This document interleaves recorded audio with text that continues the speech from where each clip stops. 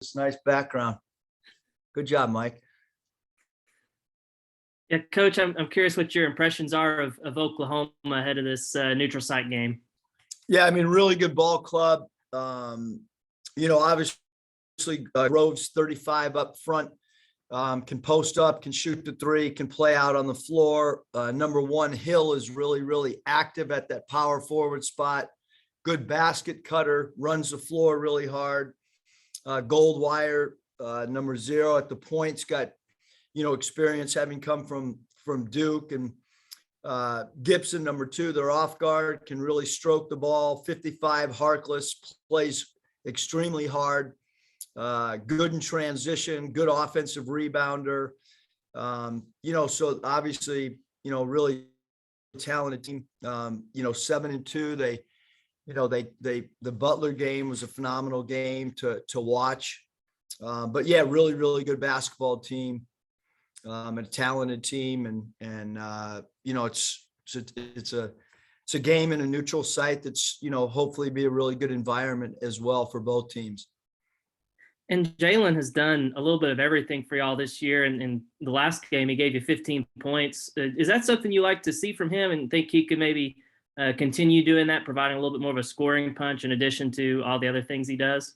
Yeah, Hutch, I think the game's going to kind of dictate, what matchups we want to go to. And certainly Jalen took advantage of the matchups, the last game, and because the ball is going to be in his hands because of the passing ability, the scoring ability. He can shoot facing up. He can score out of the post. And again, he's been a guy that we've relied on to be a ball distributor. So certainly Hutch is, as many touches as he can get, the better off we are. Curtis.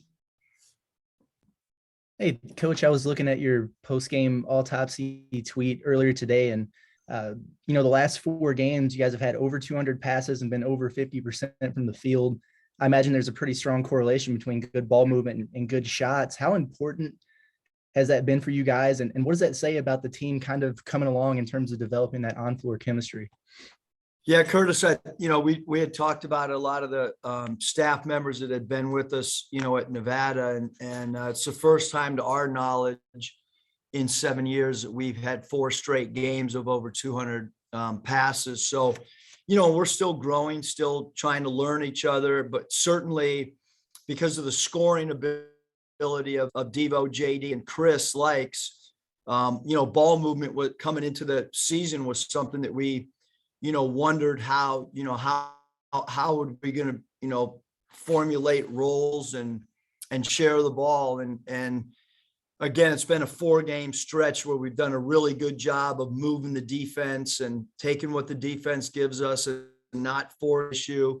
And we can even get better, from a ball movement standpoint than we are right now. And we'll continue to talk about it and try to, move the thing even more than we have at times.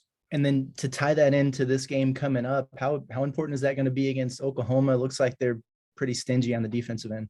Yeah, they're a really good defensive team. They understand their principles. Having played against, Porter Moser's teams in the past, like they've always been, really, really solid and good defenders. And, he's a guy that has great preparation leading up to games. And, so it's no surprise. I mean, again, I think he's done a great job everywhere he's been, on both sides of the ball. And certainly, from a discipline standpoint, defensively, he does a great job. Thanks, Coach. Nate. Yeah, Eric, is this a game where you look to probably lower your rotations and what you've been, since you play a lot of people, been able to play for these last few games? Yeah, I mean, I think, you never know how foul trouble is going to go. And but certainly we're going into the game, everyone being ready to play and see how the game dictates the flow of everything. Not really going in with any preconceived, thought processes, because I don't know how it's going to unfold. I don't know who's going to get hot. I don't know who could get, early fouls, because obviously we don't like to play people in the first half if they have more than 2 fouls. So I think it'll all just kind of dictate, based on how the game goes. And if you're playing well and nobody's in foul trouble, those are usually the games that we don't sub a lot. But if we're struggling to score or struggling to stop people or have a little bit of foul trouble, then the rotation opens up a little bit more. You're on mute, Nate. Has there been anybody beyond your top 7 that stood out to you in practice or games lately? Yeah, I mean, we haven't had much practice. We're, getting ready to go down there now. And between now and our last game, we didn't practice, yesterday. So, there hadn't been any opportunity for anybody to, to do much, change anything other than the fact that, some teams are bigger, some teams are smaller, some games you need perimeter play, some games you need interior play. So, I think that, there's 3 guys that, that all can, could all help us at some time. Thank you. Bob.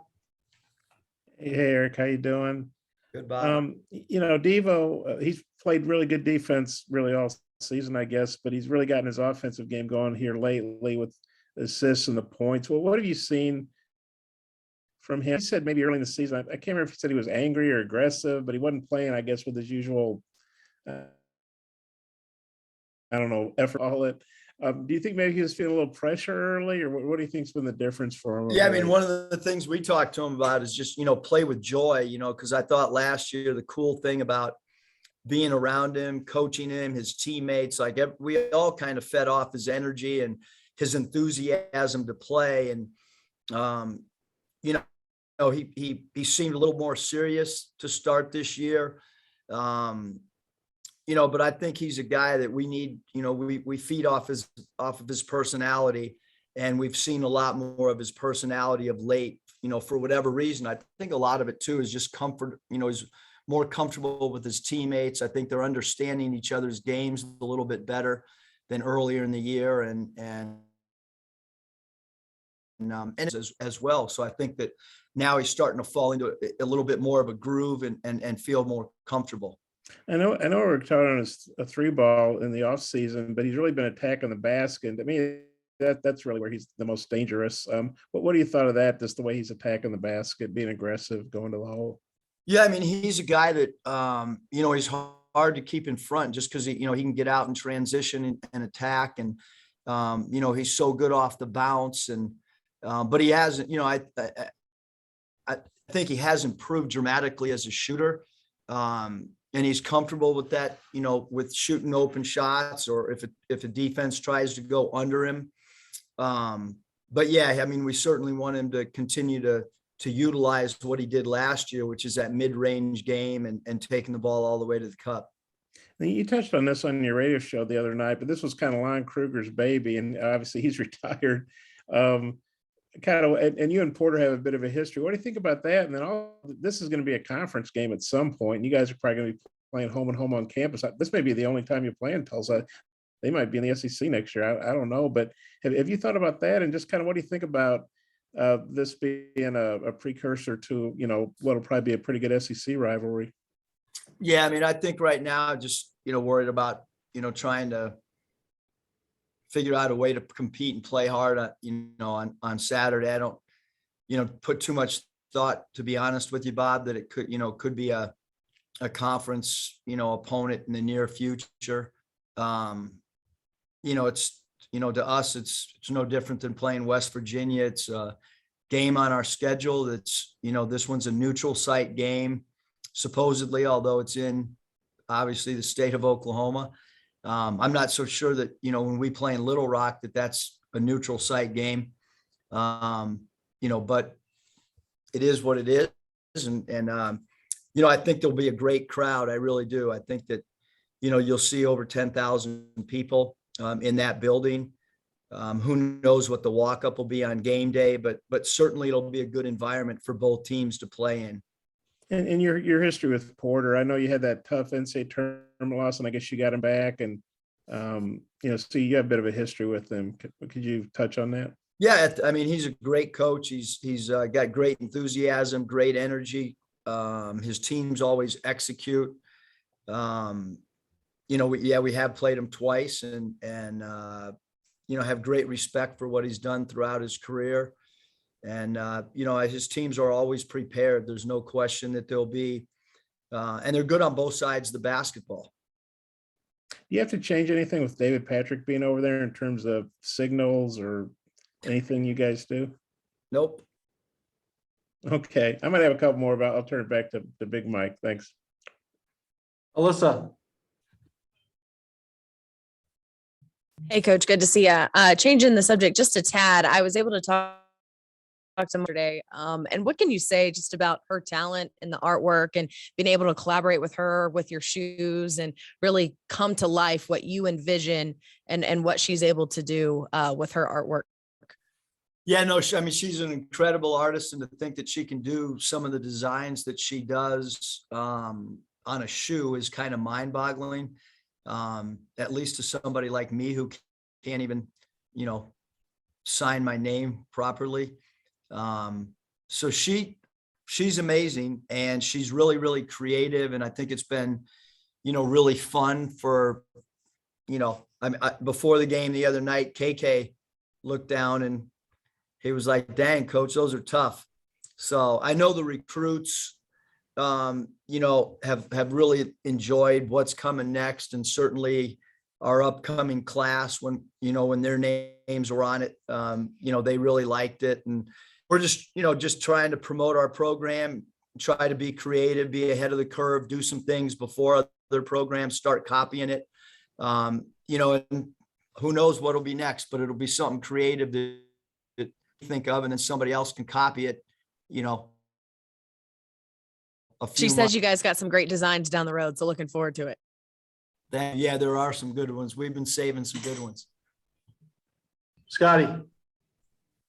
Hey, Coach, you said Tuesday, I believe, that Chris maybe played his best defensive game against Charlotte. What in particular maybe impressed you, and what strides are you seeing in him, maybe as an on-ball and off-ball defender? I think probably both, Scotty. His man, I don't know if his man scored on him, at all the other day. And he's got to continue to use, he's just unique. And so you got to use your size to your advantage. I thought he did a good job tracing the ball. He did a really good job jumping to the ball to be in help position. And I think a lot of the things, quite frankly, Scotty, are just, they're new terms to him. It's a different philosophy than maybe what he's played at. And so there's going to be, an adjustment period now that we're, 9 games in. I think that 9th game, he made a big jump. We've been sending individual clips and he's done a really good job of executing what we want from a defensive standpoint. You were talking about Devo playing with joy earlier. I feel like Jalen is another guy who plays with a lot of that. What's it kind of like being around him on a near daily basis, and just kind of the leadership qualities that he's provided you guys? Yeah, Jalen's been, awesome. He's great in film. He's great in practice. He's great in games. He's a heavy communicator. He's a guy that, he leads in so many different ways. He leads with his voice. He leads with his actions. He's by far our best take a charge player. So how many, teams have a player that, is your best charge player, leads you in assist? He just does so many different things for us. And, there's things that don't show up in a box score. Like, he's a good post defender, and he can alter shots when he goes vertical. So he does a lot of really, really good things for us. Chemistry wise and on the floor, both offensively and defensively. Bob, you got a follow-up?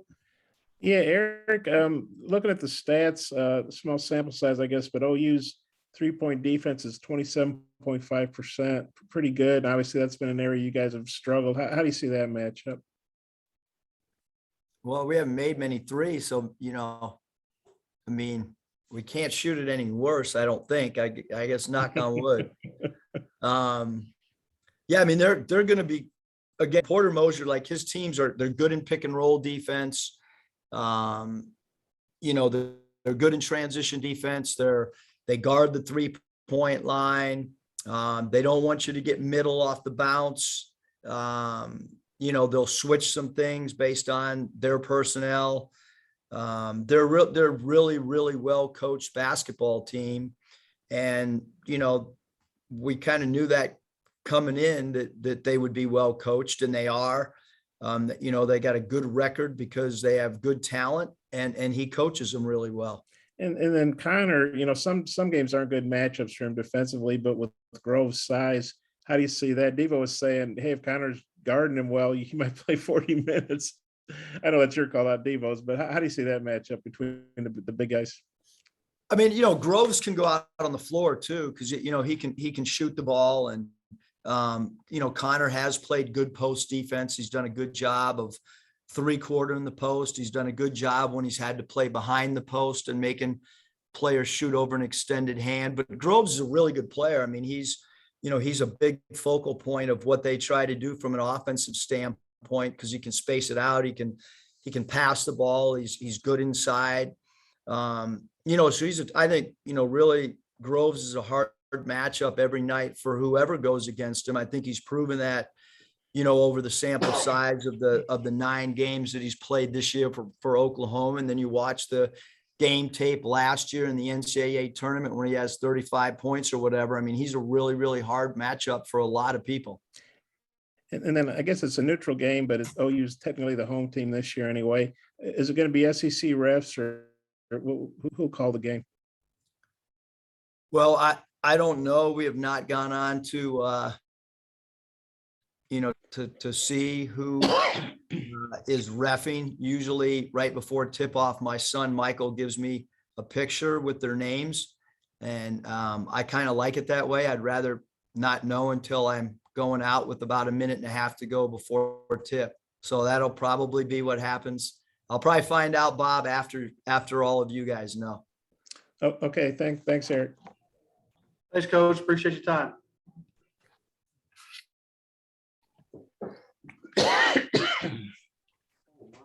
Almost took it down. Almost. Do you mind? Isn't that the way it usually works, though? The One quick thing. visiting team gets their conference refs? Whatever you want to put in a contract, however you want to do it. Oh, A lot of times it'll be a blended crew, a game like this. because are there blended some crew. guys that call both leagues? Absolutely. There's a lot of them. They call both leagues. Okay, well, Owen Short calls both leagues. He was just in Bud Walton. A lot of guys, probably okay, well, 15 officials will call both. But it just kind of depends on the contract. yeah. You know what Coach Richardson used to always want to do, right? When Coach Richardson did a home and home series, he always wanted his officials on the road. Yeah, that makes sense.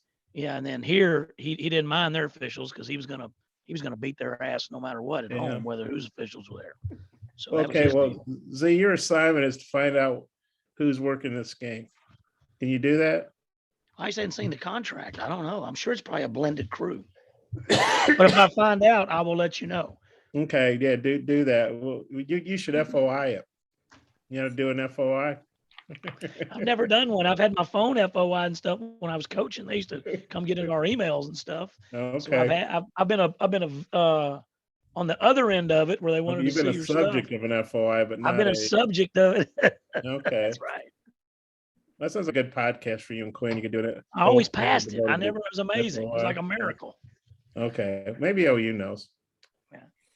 And they're paying them. I mean, they're the home team, right? So Yeah, I think so. They're doing the scores table. They're doing the, yeah. And do we know I how the don't- tickets are being distributed? Is it all you set to buy them through BOK, or did Arkansas and OU each get It's 8,000? 50-50. Tickets are Yeah, it was split just 50-50. I split do through know the that. schools. I gotta believe they're gonna be more Arkansas fans.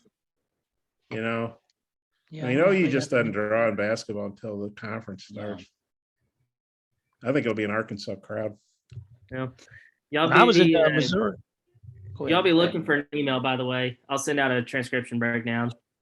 Okay, yeah, I never got on Mojo. I don't know what the hell was going on, but I never It's all got on, good. so unfortunately. But yeah, this might be a conference home and home next year, man. I mean, You really you think know, next year? I would be don't know. surprised. I don't know. Bob. I'm just saying it could be. Things Yeah. move fast. Yep. I mean, That's maybe right. maybe it's one of those deals where the they still play in the Big 12 in football and then come in? Because isn't that what Arkansas did? Like, didn't Yeah, the- for a Yeah. year. Yeah. Yeah. The first SEC competition for Arkansas was the fall of '91 Yeah. when they swept the cross country titles in Athens. But that fall, their football team, Played you in the know, Southwest played in Conference. Yeah. played in the Southwest Conference. Of course, that was Jack's ill-fated Citadel game. Yeah. So, but then the basketball team played in the SEC in the 91-92 season. Yeah. So it's a little easier to do those other sports. Football schedules are set so far in advance. It's hard to change that on a. Yeah. It's like trying to get an aircraft carrier to turn on a dime or something. Just it's hard to do. Yeah. Well, I will send an email here shortly. I know Mason did about 5 minutes worth of Mosier, who was only about like 8.5. I would have asked him some stuff I could have gotten on the damn call, but what are you gonna do? Yeah. At least I got my audio to work. That was good. All right. Well, I'm gonna hop off here and send out this email. Okay. Thanks, Andrew. Yep. We'll see you. See ya.